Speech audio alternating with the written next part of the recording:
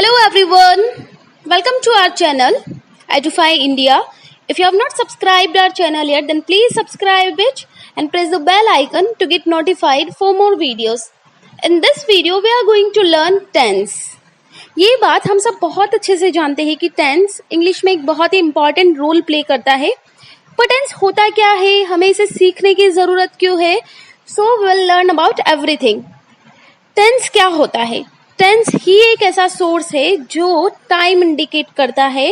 Without the help of tense we can't describe time. जिस तरह से टाइम 3 टाइप का होता है, जो बीत गया, जो चल रहा है या जो आएगा, उसी टाइप से टेंसेस भी 3 टाइप्स के होते हैं, प्रेजेंट, पास्ट एंड फ्यूचर. हम बिना टेंस की हेल्प के टाइम डिस्क्राइब नहीं कर सकते. अब टेंस हमें सीखने की जरूरत क्यों है? टेंस सीखने की जरूरत इसीलिए होती है कि हमें हर एक छोटा से छोटा सेंटेंस फ्रेम करने के लिए भी हमें टेंस की रिक्वायरमेंट होती है. Without the help of tense we can't frame even a single और वेरी स्मॉल सेंटेंस. और टेंस जो होता है वो दोनों टाइप के कम्युनिकेशन मीन्स वर्बल और रिटल, दोनों टाइप के कम्युनिकेशन में बहुत ही इंपॉर्टेंट होता है. इसीलिए हमें टेंस सीखने की जरूरत होती है. Now we will understand the tense and its parts by taking an example.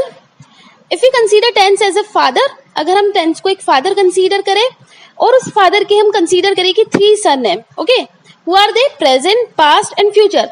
एक टेंस है जो फादर है और उस फादर के 3 बेटे हैं, प्रेजेंट, पास्ट एंड फ्यूचर.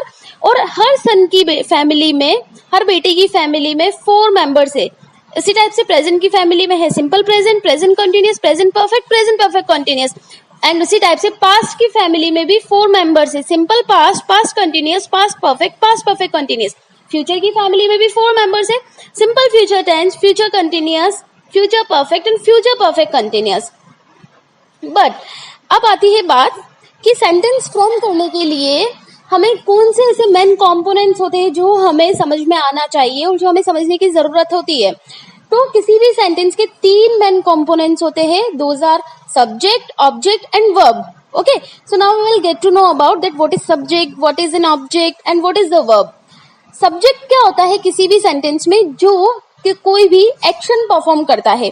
अगर मैं बोलती हूँ मैं पढ़ाती हूँ, तो यहाँ एक्शन है पढ़ाना, बट पढ़ाने का एक्शन परफॉर्म कौन कर रहा है? मैं. मीन्स मैं क्या हुई? सब्जेक्ट.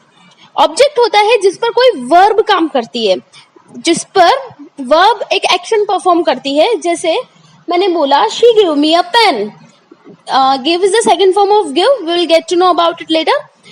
तो उसने मुझे दिया, पर क्या दिया? एक पेन दिया. अगर मैं यहाँ ये बोल देती शी गेव मी, बट उसने मुझे क्या दिया, तो ये सेंटेंस कभी भी कंप्लीट नहीं होता. इसीलिए ऑब्जेक्ट जो होता है उस पर वर्ब एक एक्शन परफॉर्म करता है. वर्ब होता है जो हमें ये बताता है कि सेंटेंस में हो क्या रहा है, सेंटेंस में ऐसा कौन सा एक्शन हो रहा है. और वर्ब को हम इस टाइप से भी आइडेंटिफाई कर सकते हैं कि ये हमेशा ना से एंड होता है. इसका जो एंडिंग लेटर होगा वो हमेशा ना होगा. जैसे खाना पीना, रोना सोना, उठना जाना आना, मोटिवेट करना, और इस टाइप के जो भी वर्ड्स होते हैं हमेशा ना से एंड होते हैं. तो ये वर्ब के बारे में था. अभी वर्ब की 3 फॉर्म्स होती है. एक होती है base verb, then past verb and the past participle. Okay, if I take an example of eat, तो इसकी भी 3 फॉर्म होगी, जैसे eat, ate, eaten. So here I have shared a chart of verbs. You can go through it for learning it. So these are the verbs. Now we will learn about sentence structure. Sentence structure क्या होता है किसी भी sentence के? As we have already learned it that there are 3 main components in each sentence. तो अभी हिंदी का जो सेंटेंस होता है वो हमारा कौन से स्ट्रक्चर को फॉलो करता है? Subject, object and verb. अगर मैं बोलूं मैं खाना खाती हूँ, तो यहाँ मेरा सब्जेक्ट है मैं, उसके बाद आ गया हमारा ऑब्जेक्ट खाना, और खाती हूँ मीन्स वर्ब. लेकिन इंग्लिश का जो सेंटेंस होता है वो इस स्ट्रक्चर को फॉलो नहीं करता है. इंग्लिश का sentence subject, verb and object को फॉलो करता है. If I translate the same sentence in the English, मैं खाना खाती हूँ means I eat food. As you can see here that I is our subject, eat is the verb and the food is an object. तो English का sentence हमारा क्या follow कर रहा है? Subject, verb and object. और let's see the same sentence, second sentence, I purchased a dress. तो इसमें भी हमारा सब्जेक्ट है आई, परचेज्ड ए वर्ब और ड्रेस एन ऑब्जेक्ट। तो ये सब था सेंटेंस स्ट्रक्चर के बारे में। Now we will move towards our simple present tense. Simple present tense क्या होता है? सिंपल प्रेजेंट टेंस हमें बताता है ऐसा कोई भी हैबिट, हमारा कोई हैबिट्स के बारे में बताता है, कोई रूटीन के बारे में बताता है, या कोई फैक्ट्स के बारे में बताता है। फैक्ट लिया, अर्थ रिवॉल्व्स अराउंड द सन, पृथ्वी सूर्य के चारों ओर घूमती, दिस इज द फैक्ट। मैं झूठ बोलती हूँ मीन्स ये मेरी हैबिट है। तो सिंपल प्रेजेंट टेंस हमें हैबिट्स, रूटीन्स एंड फैक्ट्स के बारे में बताता है। Now the question comes of its identification, कि हम इसे आइडेंटिफाई कैसे करेंगे। तो इसके आइडेंटिफिकेशन बहुत ही इजी है। इसका हर हिंदी का सेंटेंस ताहू, तीहू, ते है या ती है इस टाइप से खत्म होता है। जैसे मैं खाना खाती हूँ, वह स्कूल जाता है, वह मंदिर जाती है, वे नाचते हैं, ये सारे सेंटेंसेस ताहू, ती है, ते है और तीहू से ही एंड हो रहे हैं। तो अभी हम यहाँ सीखेंगे इसकी sentence structure for the affirmative sentence. Affirmative sentence में क्या होता है, इसकी structure as we have already discussed about it, that English sentence follows subject, verb and object. तो इसके जो सिंगुलर सब्जेक्ट होती है उसके लिए ये क्या फॉलो करता है, subject, verb, first form plus उसके साथ एस या ईएस लगता है, देन ऑब्जेक्ट। बट अभी क्वेश्चन आता है कि एस या ईएस किसके साथ लगता है? तो ईएस सिर्फ उन्हीं वर्ब्स के साथ लगता है जो जिनके एंड में या जो एंड होती है S H, C H, X, O, S, double S, इन सब से जो खत्म होती है उन्हीं वर्ब्स के साथ ईएस लगता है और बाकी सबके साथ एस लगता है। बट उसमें एक कंडीशन है कि हमारा सब्जेक्ट क्या होना चाहिए, सिंगुलर। ही, शी, इट और any singular noun. Any singular noun means you have talked about any one person, any one place, any one thing. तो जो भी सिंगुलर नाउन है या जो सिंगुलर सब्जेक्ट है उसके साथ हमें हमेशा वर्ब के फर्स्ट फॉर्म के साथ एस या ईएस लगाना है। But if you are going to talk about plural verb then we would not apply S or E S with verbs first form. और प्लूरल सब्जेक्ट होते हैं आई, वी, यू, दे और any plural noun. Now let's move towards our first example, that is वह मुझे motivate करता है। So in this sentence it is visible or it is clearly understood that we are talking about singular subject, that is he motivates me। इसीलिए मैंने verb के साथ क्या लगाया है, यहाँ s लगाया है। सेकेंड एग्जाम्पल है वह रोज पार्क जाती है। She goes to park daily। अभी मैंने go, as I have already told you that जो भी verb o से end होती है उसके साथ भी हम es लगाते हैं उसकी verb के first form के साथ। तो she go is the first form of the verb, but here we are talking about singular subject, इसीलिए मैंने go के साथ क्या लगा दिया, es। She goes to park daily। हम तुमसे प्यार करते हैं मीन्स प्लूरल, तो अभी हम इसमें वर्ब के साथ एस या ईएस नहीं लगाएंगे। वी लव यू, इसका सिर्फ सिंपल सेंटेंस बन जाएगा। अब बात करते हैं हम इसी के नेगेटिव सेंटेंस स्ट्रक्चर की। तो नेगेटिव से ये तो पता चल जाता है कि नोट आता है, पर क्या हम डायरेक्टली नोट लगा सकते हैं? नहीं। सिंपल प्रेजेंट टेंस का नेगेटिव सेंटेंस बनाने के लिए हम डायरेक्टली नोट नहीं लगा सकते हैं, हम उसके साथ लगाएंगे डू नॉट और डज नॉट और वर्ब की फर्स्ट फॉर्म प्लस ऑब्जेक्ट।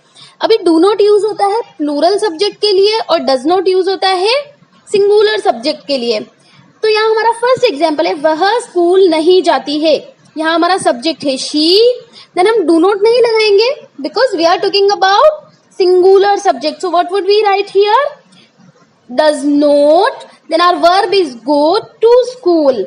वे हमें नहीं पढ़ाते हैं मीन्स यहाँ हम प्लूरल सब्जेक्ट की बात कर रहे हैं। So they do not teach us, हम पढ़ाई नहीं करते हैं, हम यानी plural subject. We do not study. Now we are moving towards our interrogative sentence. So इसकी स्ट्रक्चर क्या होगी, किसी भी इंटेरोगेटिव सेंटेंस में हमेशा हेल्पिंग वर्ब आगे आ जाती है। तो इस सेंटेंस में अभी हमारी हेल्पिंग वर्ब है डू डज। तो इसमें डू डज हम आगे ले लेंगे, then subject, then verb first form, then object and the question mark. So यहाँ हमारा फर्स्ट सेंटेंस है, एग्जाम्पल है, क्या वह तुम्हें मारती है? तो यहाँ हम सिंगुलर नाउन की बात कर रहे हैं, हम सिंगुलर सब्जेक्ट की बात कर रहे हैं। तो does she beat you, does, then हमारा सब्जेक्ट है शी, वर्ब की फर्स्ट फॉर्म है beat and object is you, और लास्ट में हम लगा देंगे इसमें question mark. It is an important thing because we are talking about interrogative sentence, so definitely question mark will be here. क्या वे तुम्हें डांटते हैं means we are talking about plural subject. Do they scold you, do then हमारा subject है दे, verb है हमारी scold और यू हमारा ऑब्जेक्ट, और उसके बाद हम लगा देंगे क्वेश्चन मार्क. क्या तुम्हारी बहन को टेंस आते हैं? Does your sister know tense. Okay, does your sister know, because हम तुम्हारी बहन की बात कर रहे हैं मीन्स ये सिंगुलर सब्जेक्ट, तो हमने यहाँ क्या लिखा, does your sister know tense, और उसके बाद हमने लगा दिया क्वेश्चन मार्क. क्या टीचर्स तुम्हें पढ़ाते हैं? Here I am not talking about only one teacher, I am talking teachers, मतलब प्लूरल है यहाँ पर. तो अभी हम यहाँ डज नहीं लिखेंगे, हम यहाँ लिखेंगे डू टीचर्स टीच यू, और लास्ट में question mark. I hope it is clear to everyone. Now we are moving towards interrogative negative sentence. Interrogative negative sentence जो होता है वो हमारा डू डज से ही स्टार्ट होगा. डू डज के बाद सब्जेक्ट आ जाएगा, बट सब्जेक्ट के बाद हम वर्ब नहीं लिखेंगे. हम सब्जेक्ट के बाद और वर्ब से पहले हम लिखेंगे नॉट, नॉट के बाद हम लिखेंगे वर्ब के first form, then object and then question mark. अभी हमारा इसका हिंदी सेंटेंस ऐसे बनेगा, क्या आप पार्क नहीं जाते? क्या आप पार्क नहीं जाते हो? तो इसमें हम लास्ट में क्वेश्चन मार्क लगा रहे हैं मीन्स से ये, और नहीं भी आ रहा है, क्या से स्टार्ट हो रहा है मीन्स ये कौन सा सेंटेंस है? Interrogative negative sentence. Do you हमारा प्लूरल होता है इसीलिए हमने यहाँ डू लिखा है, देन यू हमारा सब्जेक्ट, नॉट, फिर हम लिखेंगे वर्ब के first form go to park, और लास्ट में आ जाएगा क्वेश्चन मार्क. क्या वह तुम्हारे घर नहीं आता? मीन्स हम बात कर रहे हैं सिंगुलर सब्जेक्ट की, तो हम इसे डू से स्टार्ट नहीं करेंगे, हम इसे डज से स्टार्ट करेंगे. डज ही, फिर इंटेरोगेटिव नेगेटिव है इसीलिए हमने यहाँ लिखा नॉट, वर्ब की first form come at your home, does he not come at your home, और फिर लास्ट में क्वेश्चन मार्क. क्या वह तुम्हें डांस नहीं सिखाती? Does she not teach you dance, does she not teach you dance, और इसमें भी हम लास्ट में क्वेश्चन मार्क लगाएंगे. So it was all about our simple present tense. In our next video, we will be learning about present continuous tense and all the other remaining tenses. Hope it is clear to everyone. Hope you liked my video. Wait for my next video and subscribe our channel.